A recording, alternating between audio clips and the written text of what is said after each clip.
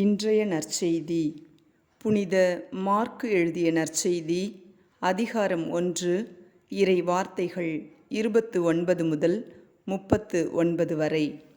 இயேசுவும் சீடர்களும் தொழுகை கூடத்தை விட்டு வெளியே வந்து யாக்கோபு யோவானுடன் சீமோன் அந்திரேயா ஆகியோரின் வீட்டிற்குள் நுழைந்தார்கள். சீமோனுடைய மாமியார் காய்ச்சலாக கிடந்தார்.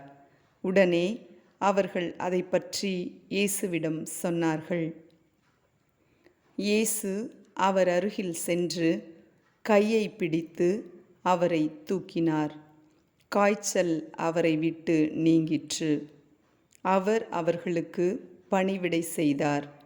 மாலை வேளையில் கதிரவன் மறையும் நேரத்தில் நோயாளர்கள், பேய் பிடித்தவர்கள் அனைவரையும் மக்கள் அவரிடம் கொண்டு வந்தார்கள். நகர் முழுவதும் வீட்டு வாயில் முன் கூடியிருந்தது. பல்வேறு பிணிகளால் வருந்திய பலரை அவர் குணப்படுத்தினார். பல பேய்களையும் ஓட்டினார். அந்த பேய்கள் அவரை அறிந்திருந்ததால் அவற்றை அவர் பேசவிடவில்லை.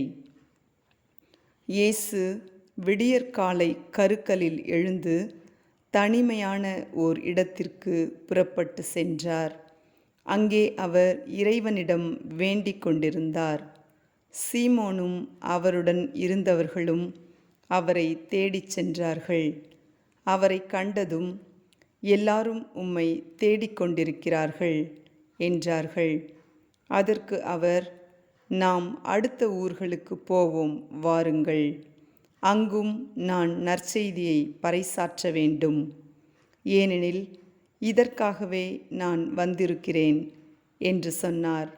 பின்பு அவர் கலிலேய நாடு முழுவதும் சென்று அவர்களுடைய தொழுகை கூடங்களில் நற்செய்தியை பறைசாற்றி பேய்களை ஓட்டி வந்தார்.